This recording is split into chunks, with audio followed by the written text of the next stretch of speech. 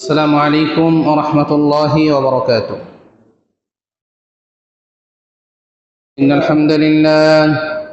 الحمد لله نحمده ونستعينه ونستغفره ونؤمن به ونتوكل عليه ونعوذ بالله من شرور أنفسنا ومن سيئات أعمالنا. من يهده الله فلا مضل له ومن يضلل فلا هادي له. وأشهد أن لا إله إلا الله وحده لا شريك له وأشهد أن محمدا عبده ورسوله. يا أيها الذين آمنوا اتقوا الله حق تقاته ولا تموتن إلا وأنتم مسلمون. يا أيها الناس اتقوا ربكم الذي خلقكم من نفس واحدة وخلق منها زوجها وبث منهما رجالا كثيرا ونساء واتقوا الله الذي تساءلون به والأرحام إن الله كان عليكم رقيبا. يا أيها الذين آمنوا اتقوا الله وقولوا قولا سديدا يصلح لكم أعمالكم ويغفر لكم ذنوبكم ومن يطع الله ورسوله فقد فاز فوزا عظيما. أما بعد فإن خير الحديث كتاب الله وخير الهدي هدي محمد صلى الله عليه وسلم وشر الأمور محدثاتها وكل محدثة بدعة وكل بدعة ضلالة وكل ضلالة في النار. فقد قال الله تعالى في كلامه المجيد وفرقانه الحميد: أعوذ بالله من الشيطان الرجيم. بسم الله الرحمن الرحيم. يا أيها الذين آمنوا اتقوا الله وكونوا مع الصادقين. عن ابن مسعود رضي الله عنه قال: عن النبي صلى الله عليه وسلم قال: إن الصدق يهدي إلى البر وإن البر يهدي إلى الجنة وإن الرجل لا يصدق حتى يكتب عند الله صديقا وإن الكذب يهدي إلى الفجور وإن الفجور يهدي إلى النار وإن الرجل لا يكذب حتى يكتب عند الله كذابا. متفق عليه. যাবতীয় তারিফ, যাবতীয় গুণগান, সমস্ত প্রশংসা মহান আল্লাহ রাব্বুল আলামিনের জন্য, যিনি আমাদেরকে দুনিয়াবি যাবতীয় ব্যস্ততা, ফিতনা, ফাসাদ থেকে মুক্ত করেছেন এবং সেই সকল হতভাগাদের অন্তর্ভুক্ত করেন নাই যারা কোনো প্রকার প্রয়োজন ছাড়াই বেহুদা সময় নষ্ট করতেছে, কোনো প্রকার প্রয়োজন ছাড়াই বাজারে বসে আড্ডা দিচ্ছে, কোনো প্রকার প্রয়োজন ছাড়াই চা স্টলে বসে পরস্পর বেহুদা কথা বলে সময় পার করতেছে। সেই সকল মানুষদের থেকে আমাদেরকে বিচ্ছিন্ন করে মহান রব্বুল আলামিন এই দ্বীনি মজলিসে ইলম অর্জনের এই আসরে বসার তৌফিক দান করেছেন। সেই মহান রব্বুল আলামিনের দরবারে শুকরিয়া আদায় করে সকলে বলে আলহামদুলিল্লাহ। অতঃপর সালাত এবং সালাম বর্ষিত হোক সর্বকালের সর্বশ্রেষ্ঠ মহামানব, আমাদের একমাত্র অনুসরণীয় এবং অনুকরণীয় ব্যক্তি, যাকে আরবের মুশরিকরাও অনেক পছন্দ করত এবং যার সত্যবাদিতাকে প্রাধান্য দিতে তিনি এমনই সত্যবাদী একজন মানুষ ছিলেন। মুহাম্মদুর রাসূলুল্লাহ সাল্লাল্লাহু আলাইহি ওয়াসাল্লাম তিনি এমনই সত্যবাদী মানুষ ছিলেন যে মানুষ তাকে চোখ বুজে বিশ্বাস করত। এর জন্য আরবের তখনকার অমুসলিমরাও তাকে আল আমিন নামে চিনত। কি নামে চিনত? আল আমিন শব্দের অর্থই হচ্ছে কি? বিশ্বাসী। এই আল আমিন উপাধিটা রাসূলুল্লাহ সাল্লাল্লাহু আলাইহি ওয়াসাল্লাম লাভ করেছেন কিসের জন্য? তার সত্যবাদিতা, তার ন্যায় নিষ্ঠা, এর জন্যই তিনি সেই উপাধিটা লাভ করেছেন। আমি অনুরোধ করবো, যারা হেলান্দা বসছি সবাই এদিকে এসে বসি, আর যারা কথা বলতেছে তাদেরকে আলাদা আলাদা বসায় দেন। তাদেরকে একটু দূরে দূরে বসাই দেন কোনো শব্দ ছাড়া। আর এরপরে কাউকে কথা বলতে দেখলে সমস্যা আছে, কেউ কথা বলবা না, ছোটরা যারা আছো। যে আমাদের নবী মুহাম্মদ রাসূলুল্লাহ সাল্লাল্লাহু আলাইহি সাল্লাম ছিলেন কি চরম সত্যবাদী। কেমন সত্যবাদী? চরম সত্যবাদী। তাহলে তার উম্মত হিসাবে আমাদেরকেও কেমন হওয়া উচিত? সত্যবাদী হওয়া উচিত। ঠান্ডা লাগলে এই ফ্যানটা বন্ধ করে দাও। চরম সত্যবাদী ছিলেন আমাদের নবী, তাহলে তার উম্মত হিসেবে আমাদেরকেও কি হতে হবে? সত্যবাদী হতে হবে। না মিথ্যাবাদী হওয়া যাবে? অবশ্যই সত্যবাদী হবে। এর জন্য আজকের আলোচনার সংক্ষিপ্ত বিষয় হচ্ছে, যেটাকে আমরা অনেকে জানি, আরবি একটি শব্দ আছে, হাদিস, আস-সিদকু ইউনজি ওয়াল কিযবু ইউহলিক। আস-সিদকু ইউনজি, সত্য মুক্তি দেয়, আর ওয়াল কিযবু ইউহলিক, এবং মিথ্যা ধ্বংস করে। আজকের আলোচনার সংক্ষিপ্ত বিষয় হচ্ছে সত্যবাদিতা, সত্যবাদিতার গুরুত্ব। সত্যবাদীদের সম্পর্কে আমরা যদি দেখি, মহান রব্বুল আলামিন সূরা তাওবার 119 নম্বর আয়াতে বলছেন, ইয়া আইয়ুহাল্লাযীনা আমানুত্তাকুল্লাহ, হে ঈমানদারগণ তোমরা আল্লাহকে ভয় করো, ওয়া কুনু মা'আস সাদিকিন, এবং সত্যবাদীদের অন্তর্ভুক্ত হও, সত্যবাদীদের সাথী হও। সত্যবাদীদের সাথী হওয়া মানে কি? নিজেও সত্যবাদী হওয়া। আমি যদি মিথ্যাবাদী হই, সত্যবাদীদের কাছে আমি যেতে পারবো? সত্যবাদীরা আমাকে পছন্দ করবে না। এর জন্য এখানে বলা হয়েছে, হে ঈমানদারগণ তোমরা আল্লাহকে ভয় করো। কাকে ভয় করতে হবে? আল্লাহকে ভয় করো। ওয়া কুনু মা'আস সাদিকিন, এবং সত্যবাদীদের সাথী হও, সত্যবাদীদের অন্তর্ভুক্ত হও। অর্থাৎ যারা আল্লাহকে ভয় করে তারা কখনো মিথ্যাবাদীদের অন্তর্ভুক্ত হতে পারে না। আর যারা মিথ্যাবাদী তারা মূলত আল্লাহকে ভয় করে না। আয়াতের ব্যাখ্যা অনেক ভাবে করা যায়। যে যত গভীর ভাবে আমরা উপলব্ধি করতে পারবো, আমরা তত সেই আয়াত থেকে উপকৃত হতে পারবো। কিন্তু আজকে আফসোস, এই কোরআনুল কারীম আমরা অনেকে পড়তেই জানি না। আবার যারা পড়তে জানি, এই কোরআনুল কারীমে কি বলছে আমরা কিছুই বুঝি না, শুধু পড়ি। অনেকে খতম করার নিয়তে পড়ি। শুধু খতম করলে তো সওয়াব আছে, কোরআনুল কারীম পড়ার একটা সওয়াব আছে আমরা জানি।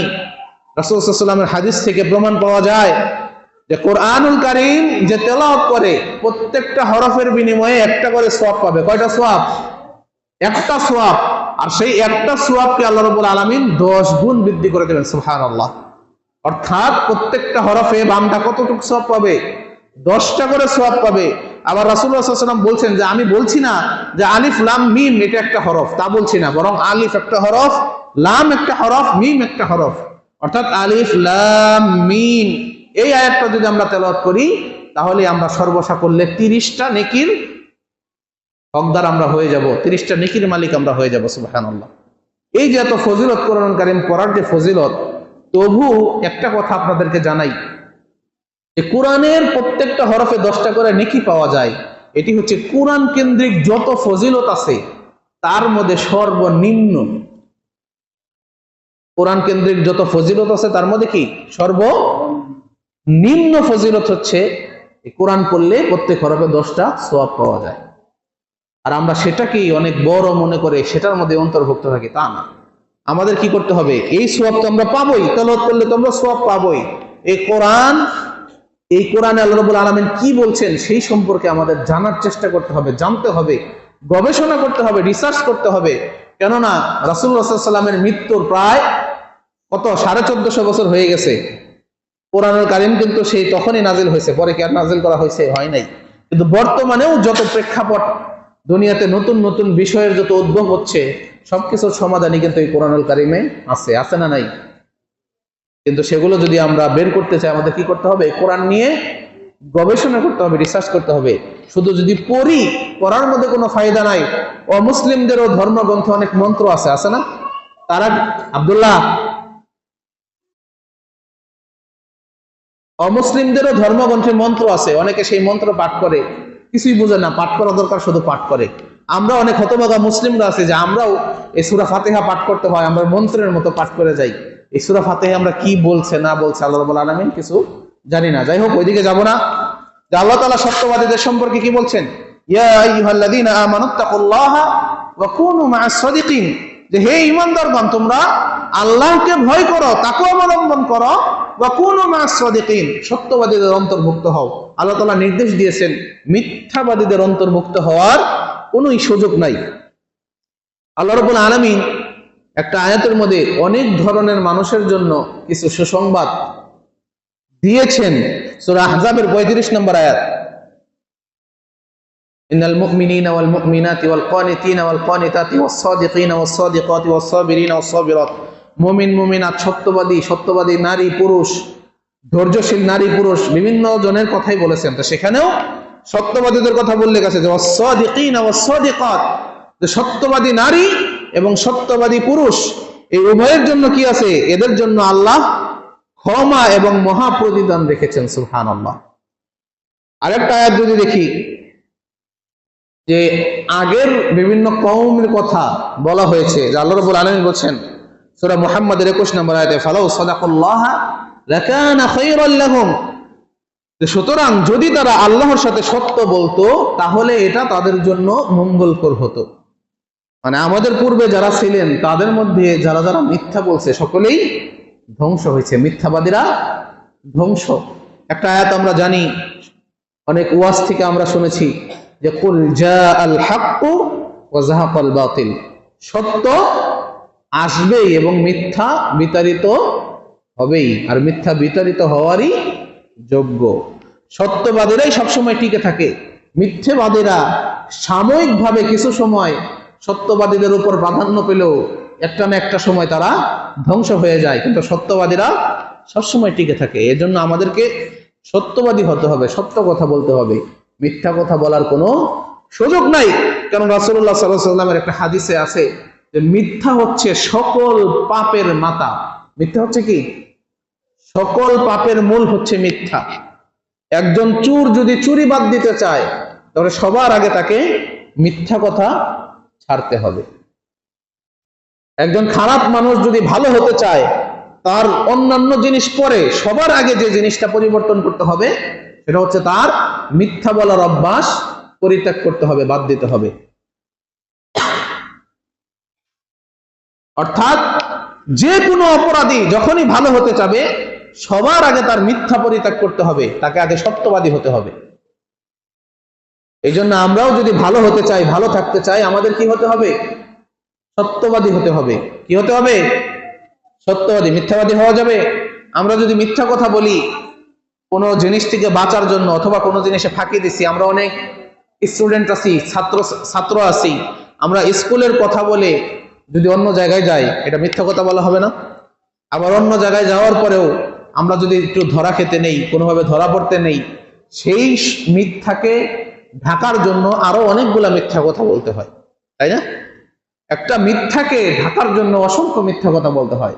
পক্ষান্তরে সত্য সত্যই, যে এক কথার মানুষ সে সবসময় সত্য বলবে, এমন কোনো কথা বলবে না যে পরবর্তীতে মিথ্যা বলে নিজেকে নির্দোষ প্রমাণ করতে হবে। আমরা যদি একটা হাদিস দেখি, বুখারী মুসলিমের হাদিস, যে ইবনে মাসউদ রাদিয়াল্লাহু আনহু থেকে বর্ণিত, তিনি বলেন আনিন নবী সাল্লাল্লাহু আলাইহি সাল্লাম قال, নবী সাল্লাল্লাহু আলাইহি সাল্লাম বলেছেন ইন্নাস সিদকা ইয়াহদি ইলাল বির, যে নিশ্চয় সত্য পুণ্যের পথ দেখায়। কিসের পথ দেখায়? পুণ্য বা কল্যাণের পথ দেখায়। ওয়া ইন্নাল বিররা ইয়াহদি ইলাল জান্নাহ, এবং কল্যাণ কিসের পথ দেখায়? জান্নাতের পথ দেখায়। সত্য কল্যাণের পথ দেখায় আর কল্যাণ জান্নাতের পথ দেখায়। ওয়া ইন্নার রাজুলা লা ইয়াসদুকু, যখন কোন মানুষ নিয়মিত সত্য কথা বলে, অর্থাৎ বেশি বেশি সত্য কথা বলে, হাত্তা ইউকতাবা ইনদাল্লাহি সিদ্দিকান, আল্লাহ তাআলার দরবারে তার নাম চরম সত্যবাদী হিসাবে লিপিবদ্ধ করা হয়।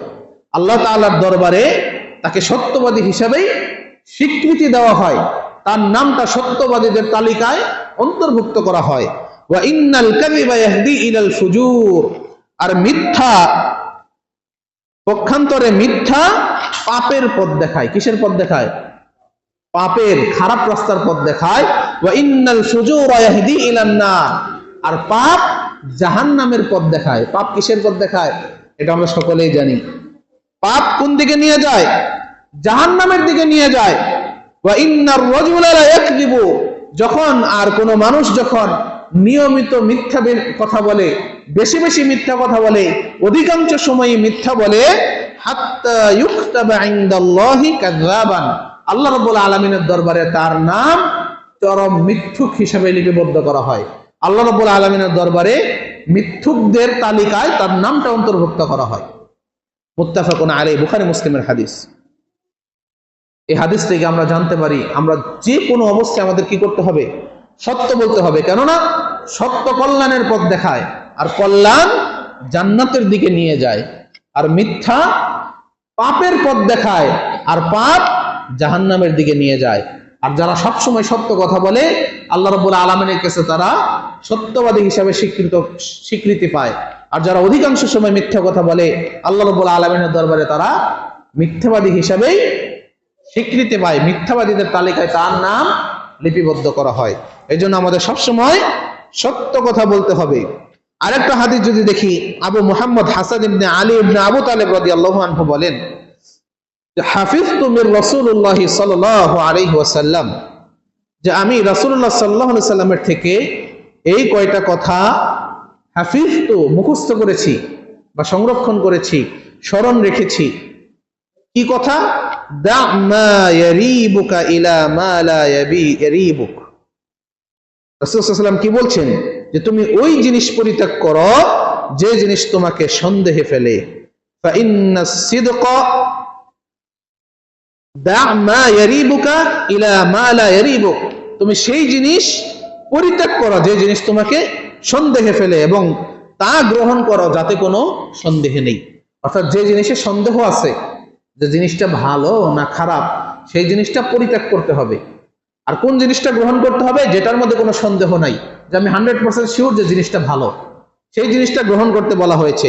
তারপর বলছেন ফা ইন্নাস সিদকা তামানিনাতুন, কেননা সত্য হচ্ছে প্রশান্তির কারণ। সত্য কিসের কারণ? প্রশান্তির কারণ।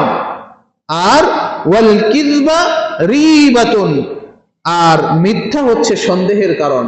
মিথ্যা কিসের কারণ? আর সত্য প্রশান্তির কারণ। কেউ যদি সত্য কথা বলে বিপদের সম্মুখীন হয়, তবু তার অন্তরটা প্রশান্ত থাকে। কেউ সত্য কথা বলে বিপদের সম্মুখীন হলেও তার অন্তরটা প্রশান্ত থাকে, অন্তরে একটা শান্তি অনুভব করে যে যাই হোক আমি সত্যের পথে আছি, আমি সঠিক পথে আছি। আমরাও যখন কোনো সত্য কথা বলি, আমরাও উপলব্ধি করি যে আমাদের মনে কতটা প্রশান্তি লাভ করে। নিজে কোনো ভুল করার পর সত্য বলে যদি সেই ভুলটা স্বীকার করি, সেই ভুলের, সেই পাপের যে বোঝা, ওটা যেন অনেকটা আমাদের হালকা হয়ে যায়, তাই হয় না? মানুষ মাত্রই তো ভুল করে, কিন্তু আমরা কি করি? সেই ভুলটা ঢাকার জন্য অগণিত মিথ্যা কথা বলি। পক্ষান্তরে আমরা যদি নিজের ভুলটা শুধরে নেই, সেটা স্বীকার করে নেই, সত্য বলি, দেখবো যে সেই ভুলটা যে বোঝা, সেই ভুলের কারণে মনের মধ্যে যে একটা খারাপ লাগা, সেটা অনেক অংশই কমে যাবে। এই জন্য হাদিসে বলা হয়েছে কি, ফা ইন্নাস সিদকা তামানিনাতুন, সত্য হচ্ছে প্রশান্তির কারণ। এই সত্যের মধ্যে প্রশান্তি আছে।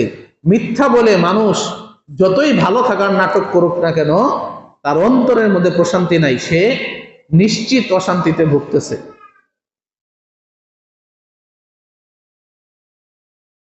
এই জন্য আমাদের সবসময় সত্য বলতে হবে। সকল নবী রাসূল সত্যবাদী ছিলেন। আমাদের প্রিয় নবী মুহাম্মদ রাসূলুল্লাহ সাল্লাল্লাহু আলাইহি ওয়াসাল্লাম সত্যবাদী ছিলেন, সত্য বলার জন্য নির্দেশ দিয়েছেন, মিথ্যাকে পরিত্যাগ করতে বলেছেন। আর মিথ্যা এমন একটি ঘৃণিত পাপ, যে ব্যক্তি মিথ্যা পরিত্যাগ করতে পারবে না, সেই ব্যক্তি কোনোদিনও ভালো হতে পারবে না, সেই ব্যক্তি জান্নাতে যেতে পারবে না। কারণ মিথ্যা হচ্ছে সকল পাপের মূল। রাসূলুল্লাহ সাল্লাল্লাহু আলাইহি ওয়াসাল্লাম বলেছেন যে কেউ যদি তার জাতিকে, মানুষকে হাসানোর জন্য মিথ্যা কথা বলে, তবু সে কি ধ্বংস হবে। সিরিয়াসলি না বলে কাউকে হাসানোর জন্য মিথ্যা কথা বলা যাবে না। হাসি ঠাট্টা করে, কারোর সাথে হাসি তামাশা করেও মিথ্যা বলা যাবে না। কিন্তু আমরা অহরহ মিথ্যা কথা বলি। এই সকল মিথ্যা আমাদের পরিত্যাগ করতে হবে। আর একটা হাদিস যদি দেখি, আবু সাবেত মতান্তরে আবু সাইদ বা আবুল ওয়ালিদ সাহাল ইবনে হুনাইফ রাদিয়াল্লাহু আনহু হতে বর্ণিত, ওয়া হুয়া বাদরিয়ুন, এবং তিনি বদরি সাহাবী ছিলেন। কি সাহাবী ছিলেন? বদরি সাহাবী মানে কি বুঝি আমরা? অর্থাৎ যে সকল সাহাবীগণ বদরের যুদ্ধ নাম শুনেছি না আমরা, বদরের যুদ্ধে অংশগ্রহণ করেছিলেন, তাদেরকে আমরা কি বলি? তাদেরকে কি বলা হয়? বদরি সাহাবী বলা হয়। ইতিহাসের পাতায় তাদেরকে কি বলা হয়? বদরি সাহাবী। আর তাদের ব্যাপারে রাসূলুল্লাহ সাল্লাল্লাহু আলাইহি ওয়াসাল্লাম বলেছেন যে বদরি সাহাবীরা সকলেই জান্নাতি। সকলেই কি? বদরি সাহাবী সকলেই জান্নাতি। এই বদরের যুদ্ধেই কিন্তু এই কুখ্যাত আবু জাহেল নিহত হয়েছিল। বদরের যুদ্ধেই আবু জাহেল নিহত হয়েছিল। এই বদরের যুদ্ধে হাজার হাজার কাফেরদের বিরুদ্ধে মাত্র কয়েক শত মুসলিম সাহাবী রাসূলুল্লাহ সাল্লাল্লাহু আলাইহি ওয়াসাল্লামের নেতৃত্বে যুদ্ধ অংশগ্রহণ করেছিলেন এবং তাদের ঈমানের জোরে আল্লাহ তাআলার রহমতে জয়লাভ করেছিলেন। কিসে জয়লাভ করেছেন? কিসের মাধ্যমে? তাদের পারমাণবিক শক্তির মাধ্যমে, তাদের অস্ত্রের শক্তির মাধ্যমে, জনসংখ্যা বেশি হওয়ার মাধ্যমে? কিছুই না। জনসংখ্যাও কম ছিল, তাদের ঈমানের শক্তি এবং আল্লাহ তাআলার রহমত। ঈমানের শক্তি না থাকলে আল্লাহ তাআলার রহমতও থাকতো না, এবং তাদের বিশ্বাস ছিল যে আল্লাহ তাআলা আমাদেরকে কি করবেন? সহযোগিতা করবেন। কিন্তু আমরাও অনেক আন্দোলন করি, কত কিছু করি ইসলাম কায়েমের জন্য, কিন্তু যারা যারা আন্দোলন করি, যে জুমার পরে রাজপথ ঘেরাও করি, তাদের মধ্যে অধিকাংশ মানুষ ওই দিন ফজরের নামাজই পড়ি নাই। তাহলে আমাদের কি রকম ইমানি চেতনা? এগুলোকে বলে আবেগ। কি বলে? আবেগ। আমাদের ভারত উপমহাদেশের মানুষের যথেষ্ট পরিমাণ ধর্মীয় আবেগ আছে, যথেষ্ট থেকে বেশি আছে, অত্যাধিক ধর্মীয় আবেগ আছে, কিন্তু ধর্মীয় জ্ঞান, ইমানের শক্তি এগুলো এতটা নাই। ইমানের অপর নামই হচ্ছে ইলম। ইলম ছাড়া কখনো প্রকৃত ইমানদার হওয়া যায় না। কারণ কি কাজ করলে আমার ইমান চলে যাবে সেটাই যদি আমি না জানি, তাহলে আমি ইমানদার আছি না ইমান হারা আছি সেটাই তো আমি বুঝতে পারবো না। এই যে বদরি সাহাবী, আমরা অনেকেই জানি না যে বদরি সাহাবী মানে কি। কারণ কি? আমরা কিন্তু পড়ালেখা কম করি না। কি পড়ালেখা করি? অমুক নেতার জীবনী, তমুক নেতার জীবনী দিয়ে আমাদের দেশ ভরা পাঠ্যপুস্তক বইয়ে, অথচ রাসূলুল্লাহ সাল্লাল্লাহু আলাইহি ওয়াসাল্লামের জীবনী আমরা তার উম্মত হয়েও জানি না। আবু বকর রাদিয়াল্লাহু আনহুর জীবনী জানি না, উমর রাদিয়াল্লাহু আনহুর জীবনী জানি না, খুলাফায়ে রাশিদিনের কারো জীবনী জানি না, প্রখ্যাত ইমাম তাদের জীবনী আমরা জানি না, প্রখ্যাত মুহাদ্দিস যারা কি ছিলেন, মুস্তাহিদ ছিলেন, তাদের জীবনী আমরা জানি না।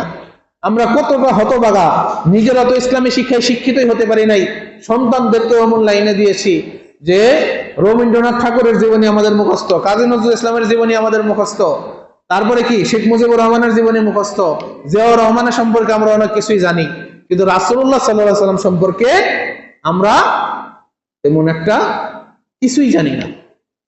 খুলাফায়ে রাশিদিনদের সম্পর্কে জানি না।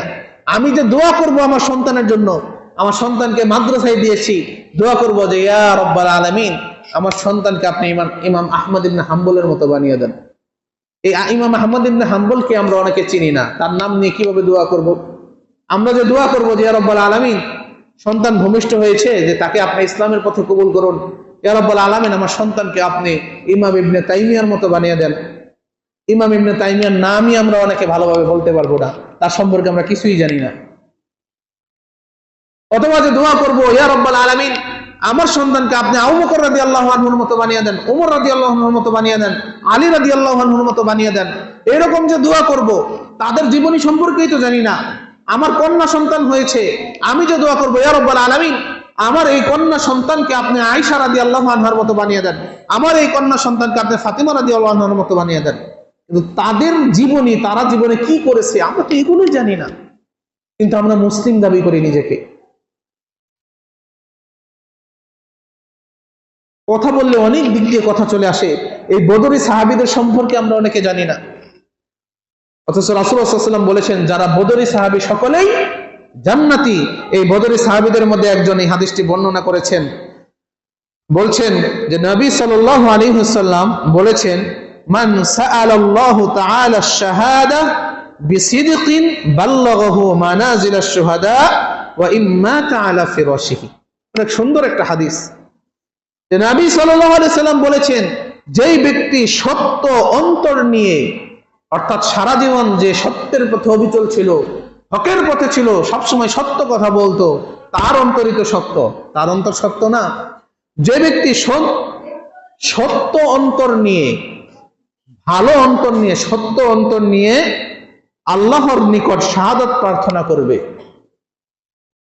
অর্থাৎ সবসময় সে সত্যের পথে আছে, সবসময় সত্য বলে, তার অন্তরটাও কি একদম সত্য, মিথ্যার কোনো জায়গা তার অন্তরের মধ্যে নাই, এমন মানুষ এই সত্য অন্তর নিয়ে যদি আল্লাহর কাছে শাহাদাত প্রার্থনা করে, ইয়া রব্বুল আলামিন আপনি আমাকে কি করুন, শাহাদাতের মর্যাদা দান করুন, শহীদ বানিয়ে দেন, শহীদদের অন্তর্ভুক্ত করুন। শহীদের অনেক ফজিলত না, আমাদেরকে শহীদদের অন্তর্ভুক্ত করুন, এই দোয়া যদি করে তাকে আল্লাহ তাআলা শহীদের মর্যাদায় পৌঁছাবেন। সুবহানাল্লাহ।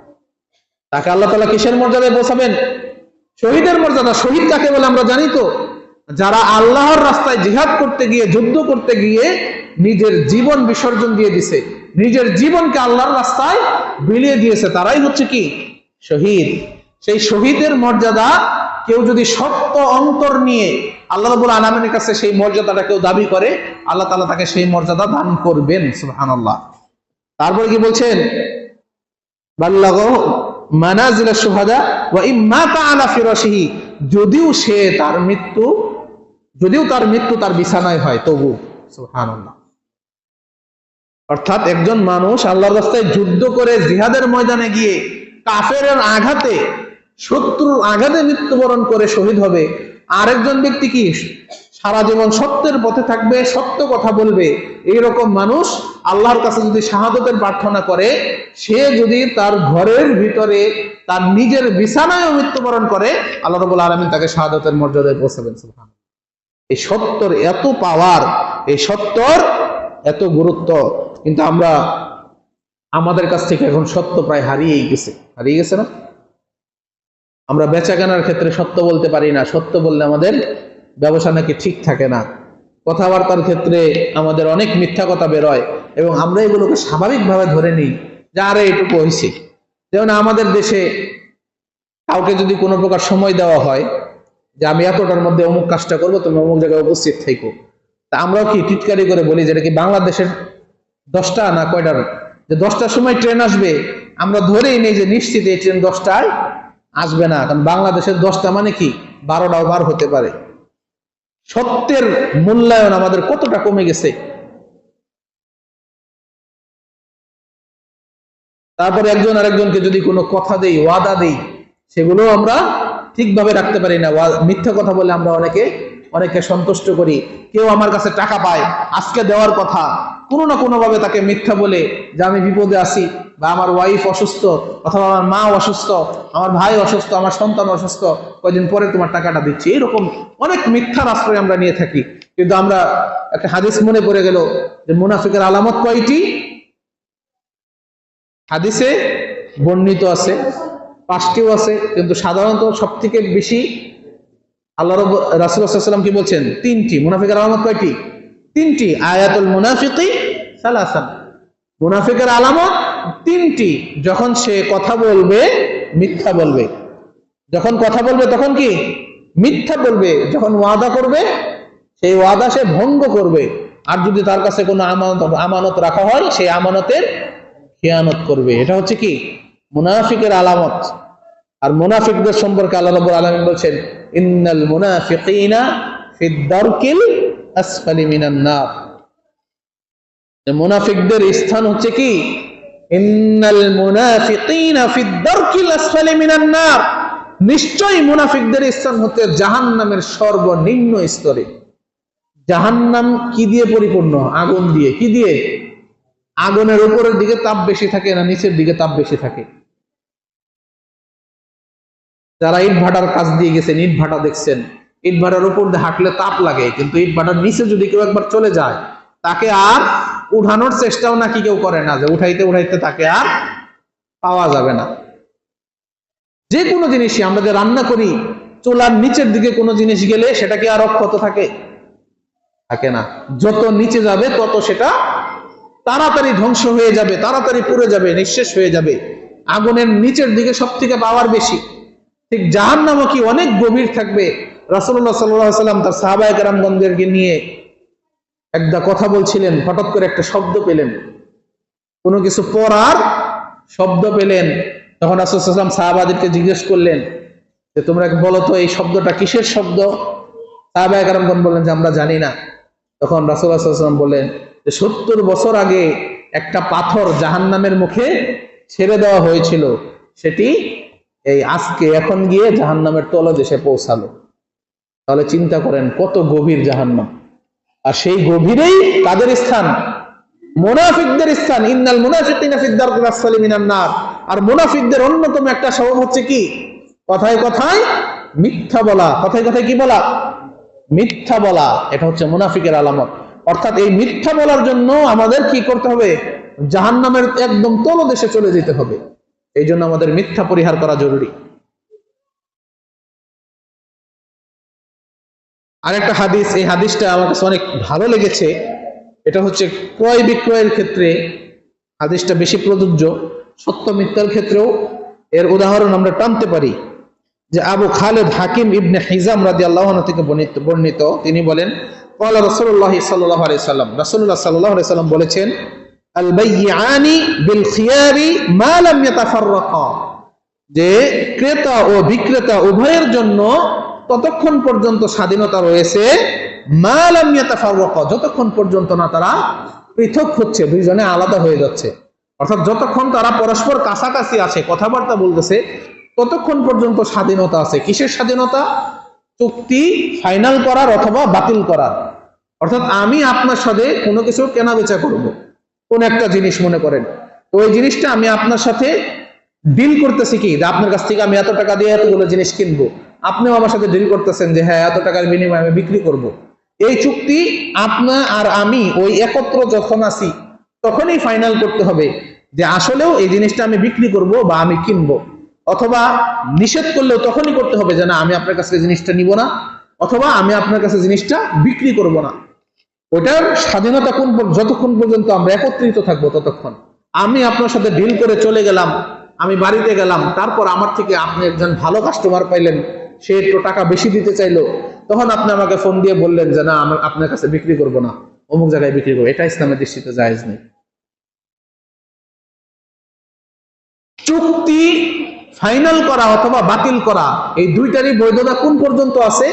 যতক্ষণ পর্যন্ত কি আল বাইয়ানি বিল খিয়ার মা লাম ইয়াতাফাররাকা, ক্রেতা এবং বিক্রেতা যে পর্যন্ত না পৃথক না হবে, ফারাক না হবে, আলাদা না হবে, ততক্ষণ পর্যন্ত এই স্বাধীনতা আছে। ক্রেতাও চাইলে বলতে পারে যে আমি আপনার জিনিস কিনবো না, বিক্রেতাও চাইলে বলতে পারে যে আপনার কাছে আমি জিনিস বিক্রি করব না। কিন্তু আপনার সাথে ডিল ফাইনাল করার পর সকালে আশেপাশে যার যার মতো কাজে চলে যাব, তারপর আপনি ফোন দিয়ে বলবেন যে না আপনার কাছে বিক্রি করব না, অথবা ক্রেতা ফোন দিয়ে বলবে বা জানিয়ে দিবে কোনোভাবে যে আপনার কাছে জিনিস নিব না, এটা এই স্বাধীনতাটা নাই। স্বাধীনতা ততক্ষণ আছে যতক্ষণ তারা একত্রিত থাকবে। তারপর বলেছে ফাইন সাদাকা ওয়া বায়ানা বুরাকা লাহুমা ফি বাইইহিমা, আর যদি তারা সত্য কথা বলে, কি বলে? আর যদি তারা সত্য কথা বলে, অর্থাৎ কোনো ভুল ত্রুটি থাকলে সেগুলোও খুলে বলবে, আর কোনো লাভ করার বেশি কৌশল থাকলে সেগুলোও খুলে বলবে, কোনো কিছু গোপন করবে না, তাহলে তাদের কেনা বেচার মধ্যে আল্লাহ তাআলা কি করবেন?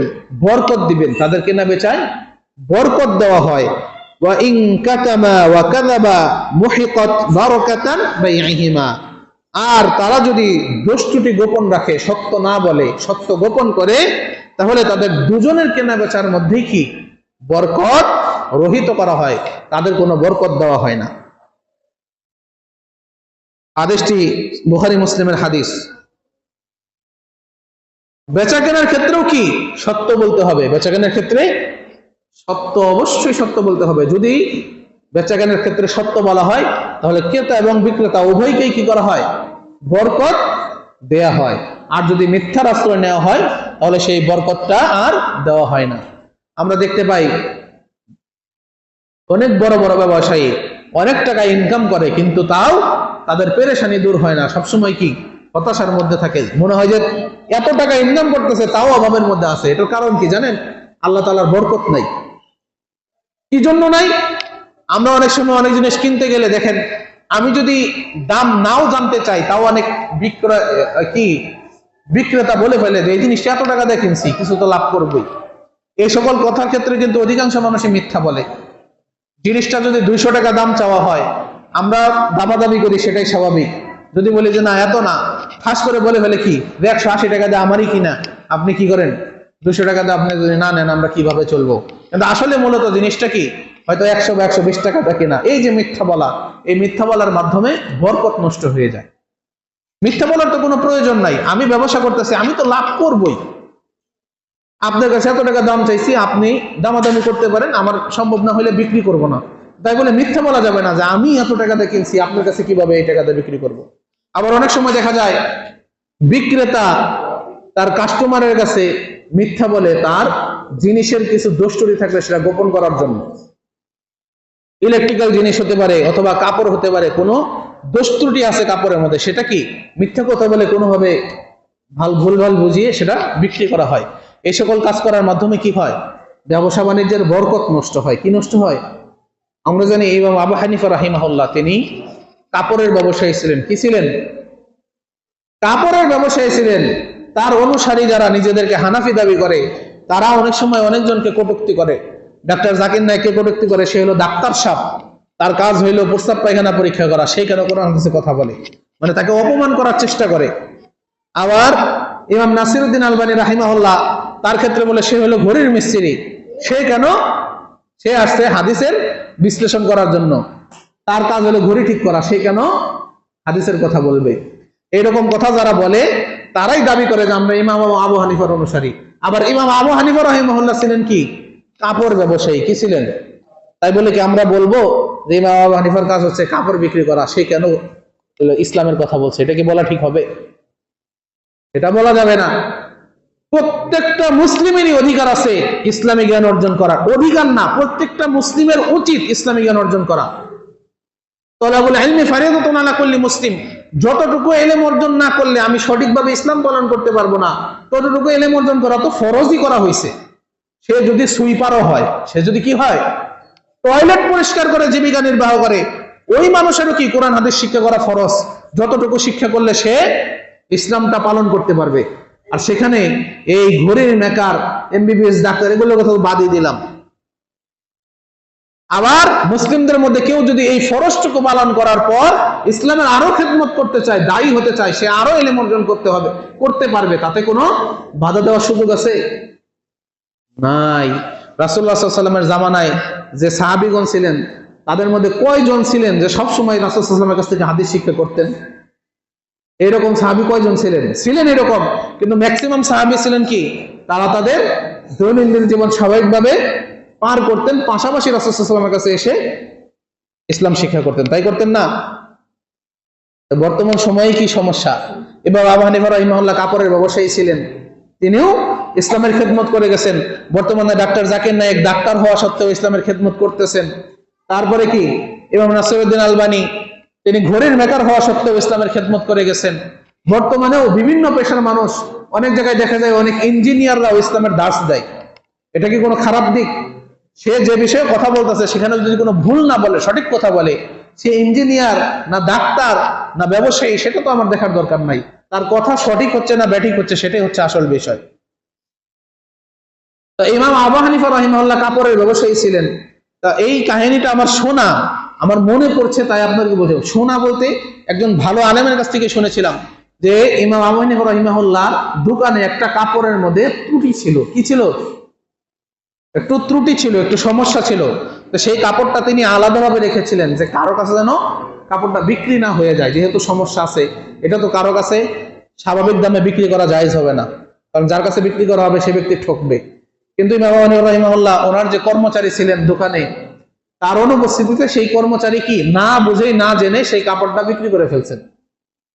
ইমাম আবু হানিফা রাহিমাহুল্লাহ যখন আবার দোকানে আসলেন, সেই কাপড়টা খুঁজতেছেন, যে একটা কাপড় যে নষ্ট ছিল, একটু খারাপ ছিল, সেই কাপড়টা কই, খুঁজে খুঁজে আর পেলেন না, এবং বুঝতে পারলেন যে তার দোকানের যে বিক্রেতা ছিল সে এটা বিক্রি করে ফেলছে। তখন তিনি পেরেশান হয়ে গিয়েছিলেন যে কি করা যায়, আমি যদি এইভাবে ঠকাই আমার ইনকাম হালাল হবে না। তো ওই দিন নাকি ইমাম আবু হানিফা রাহিমাহুল্লাহ ব্যবসায় যত টাকা লাভ হয়েছে পুরো টাকাটাই আল্লাহর রাস্তায় দান করে দিয়েছেন, শুধু এই খারাপ কাপড়টা বিক্রি হওয়ার কারণে। তা ব্যবসায়ী হলে তো সেই রকম ব্যবসায়ী হতে হবে। আমাদের ইসলামিক লিডার তিনারা যেভাবে ব্যবসা করেছেন আমাদেরও সেইভাবে ব্যবসা করতে হবে। ব্যবসা করা সুন্নত মুখে বলি, সেই ব্যবসায় গিয়ে আমরা প্রত্যেকটা পদে পদে মিথ্যার আশ্রয় নেই, মিথ্যা কথা বলি, তাহলে কি ওই ব্যবসাটার সুন্নতের পর্যায়ে থাকে? সেই ব্যবসার মাধ্যমে আমাদের ইনকামটা কি হয়ে যায়? হারাম হয়ে যায়। এই যে দিন মজুর, তাদের ইনকাম, তাদের জান্নাতে যাওয়া একদম সহজ, কিন্তু পক্ষান্তরে দেখা যায় কি এই দিন মজুররাও বিভিন্ন ভাবে আমরা মিথ্যার আশ্রয় নিয়ে থাকি। যার কাছ থেকে টাকা নিচ্ছি একটা চুক্তিতে যতটুকু সময় আপনার কাজ করে দিব, সেখানে মালিক উপস্থিত না থাকলে আমরা ফাঁকিবাজি করার চেষ্টা করি। এইরকম যদি করি সেই ইনকামটাও আমাদের কি হয়ে যাবে? হারাম হয়ে যাবে। এর জন্য জীবনের প্রত্যেকটা সেক্টরে, প্রত্যেকটা ক্ষেত্রেই মৃত্যুর আগ পর্যন্ত সব সময় আমাদের সত্যবাদী থাকতে হবে। কি থাকতে হবে? সত্যবাদীদের সঙ্গী হতে হবে। আল্লাহ তাআলা নির্দেশ দিয়েছেন, ইয়া আইয়ুহাল্লাযীনা আমানুত্তাকুল্লাহ ওয়া কুনু মা'আস সাদিকিন, হে ঈমানদারগণ তোমরা আল্লাহকে ভয় করো এবং ওয়া কুনু মা'আস সাদিকিন, সত্যবাদীদের অন্তর্ভুক্ত হও। ওয়া কুনু মা'আস সাদিকিন, এই আয়াতের ব্যাখ্যা করতে যায় অনেক মানুষ মনে করে যে পীরের মুরিদ হতে হবে, সাদেক লোকের সাথী হতে হবে। এই কথা মনে করে কি পীরের সহবত না থাকলে সে সত্যবাদী, এই সাদেক লোকের অন্তর্ভুক্ত হতে হবে। সাদেক আরবি শব্দ, বাংলা শব্দ অর্থ কি? সত্যবাদী। সাদিকুন মানে হচ্ছে কি? সত্যবাদী ব্যক্তি। এই সাদেক লোকের সাথী হতে গিয়ে মানুষ কি করে? পীরের সাথী হয়, পীরের মুরিদ হয়। মনে করে সাদেক লোকের সাথী হওয়ার আর কোনো অপশন নাই। সাদেক লোকের সাথী হয়ে পীরের মুরিদ হয়ে সাদেক লোকের সাথী হতে হবে না। সাদেক লোকের সাথী হতে হলে নিজেকে সত্যবাদী হতে হবে, নিজে সত্যবাদী হতে হবে। জীবনের প্রত্যেকটা ক্ষেত্রে নিজেকে সত্যের পথে অবিচল রাখতে হবে, তাহলে আমরা সত্যবাদীদের অন্তর্ভুক্ত হতে পারবো, যেটাকে আমরা প্রচলিত ভাষায় বলি সাদিক লোকের সাথী হওয়া। এই জন্য আমাদের মিথ্যা পরিত্যাগ করতে হবে, সত্যকে গ্রহণ করতে হবে। আসিদকু ইউনজি ওয়াল কিযবু ইউহলিক, সত্য মুক্তি দেয়, মিথ্যা ধ্বংস করে। মিথ্যার উপর ভর করে যে জিনিসটা প্রতিষ্ঠিত হয়, কোনো না কোনো সময় সেটা ধ্বংস হবেই হবে। পক্ষান্তরে সত্যের উপর যারা অবিচল থাকবে তারাই শেষ পর্যন্ত টিকে থাকবে। সত্যের উপর যারা অবিচল থাকবে কি তারাই শেষ পর্যন্ত টিকে থাকবে, তারা কখনো ধ্বংস হবে না। কারণ সত্যবাদীরা হচ্ছে আল্লাহ তাআলার রহমত প্রাপ্ত। যে ব্যবসা বাণিজ্যে সত্য কথা বলবে, তার আয় রোজগার যদি কমও হয়, সে ওটা দিয়ে এক সময় উন্নতি করতে পারবে। আর যে মিথ্যা কথা বলে বেশি টাকা লাভের আশায় ব্যবসা করবে, আমরা আমাদের চোখেও যদি দেখি তার সম্পদ অনেক বেড়ে গেছে, কিন্তু পক্ষান্তরে তার ধ্বংস অনিবার্য। মিথ্যা কথা বলে ইনকাম করা যে সম্পদ, সেটা বেশি দিন টিকে না, কারণ সেটার মধ্যে আল্লাহ তাআলার বরকত নাই, রহমত নাই। আর আল্লাহ তাআলার বরকত আর রহমত যদি না থাকে, সেই জিনিস কখনো কল্যাণ বয়ে আনে না। কল্যাণ বয়ে আনে? কখনোই কল্যাণ বয়ে আনে না। এই জন্য আমাদের সর্বদা সত্য কথা বলতে হবে। আর সত্য কথা কেমন কথা? যে আমরা যারা নামাজ পড়ি না, আজকে আল্লাহ তাআলার সাথে ওয়াদা করব মনে মনে যে, ইয়া রাব্বাল আলামিন, আমরা আর এক ওয়াক্ত নামাজও বাদ দিব না। তারপরে যদি আবার ফজরের নামাজে ঘুম পারি, মসজিদে না আসি, তাহলে আমি মিথ্যাবাদী হয়ে গেলাম। কি হয়ে গেলাম? কারণ আমি বলছি যে আজকে থেকে আর নামাজ বাদ দিব না, কিন্তু আসলে নামাজ বাদ দিয়ে যাচ্ছি। এখানে অনেকে আমরা আসি, রাস্তাঘাটে দেখা হলেই বলি যে নামাজের কথা, শুধু বলে যে অমুক টাইম থেকে আগামীকাল থেকে। অধিকাংশ ছেলেপেলেরাই কি আমরা কথা দেই যে অমুক টাইম থেকে আমরা নামাজ পড়বো, কিন্তু আজকে পর্যন্ত মসজিদ পর্যন্ত আসতে দেখা যায় না। আমরা এতটা হতবাগা। এটাও কিন্তু মিথ্যাবাদী হওয়ার জন্য পর্যাপ্ত, যথেষ্ট। এইরকম মিথ্যাবাদী যদি আমরা হই, আমাদের ধ্বংস অনিবার্য। আবারও আলোচনা শেষ করতে যাচ্ছি, তার আগে সকলকে আবারও অনুরোধ করব যে জীবনের সকল ক্ষেত্রে আমাদের সত্য বলতে হবে। আমরা যদি কখনো আমাদের ইচ্ছায় বা অনিচ্ছায় মিথ্যা বলে কোনো অন্যায় করে ফেলি, সেই অন্যায়ও আমাদের সত্য বলে সেই অন্যায়টা স্বীকার করে নিতে হবে, তাহলেই আমরা সেই অন্যায়টা ছাড়তে পারবো। যে কোনো খারাপ কাজ যদি আমি পরিত্যাগ করতে চাই, সবার আগে মিথ্যা বলার বদ অভ্যাসটা ত্যাগ করতে হবে। আমি আগেও বলছি, এখনো বলছি, যে একজন চোর যদি ভালো হতে চায়, তাহলে শুরুতেই তাকে চুরি করা বাদ দেওয়ার দরকার নাই। শুরুতে কি করতে হবে? আগে মিথ্যা বাদ দিতে হবে। একজন দুর্নীতিবাজ, ঘুষখোর, সুদখোর লোক যদি ভালো হতে চায়, সর্বপ্রথম তাকে মিথ্যা কথা বলা বাদ দিতে হবে। আর যখনই সে নিয়ত করবে যে আমার অবস্থা যেমন হোক আমি কোনোভাবেই মিথ্যা কথা বলবো না, তখনই সে চিন্তা করবে যে এখন যে আমি ঘুষ খাবো, এখন যে আমি সুদ খাবো, এখন যে আমি একটা খারাপ কাজ করব, কেউ যখন আমাকে জিজ্ঞেস করবে যে তুমি কি এই কাজটা করছো, তখন তো আমাকে স্বীকার করতে হবে। কারণ আমি যদি অস্বীকার করি তাহলে তো মিথ্যা বলা হবে। কারণ আমি সত্য বলার নিয়ত করেছি, আমি অপরাধ করব, আমাকে জিজ্ঞেস করলে আমাকে স্বীকার করতে হবে, তার থেকে বরং আমি অপরাধটাই বাদ দিয়ে দিলাম। এই সত্যর হচ্ছে এত গুরুত্ব। আল্লাহ রাব্বুল আলামিন আমাদের সকলকে সত্যবাদী হওয়ার তৌফিক দান করুন, সত্যবাদীদের অন্তর্ভুক্ত হওয়ার তৌফিক দান করুন, আমিন।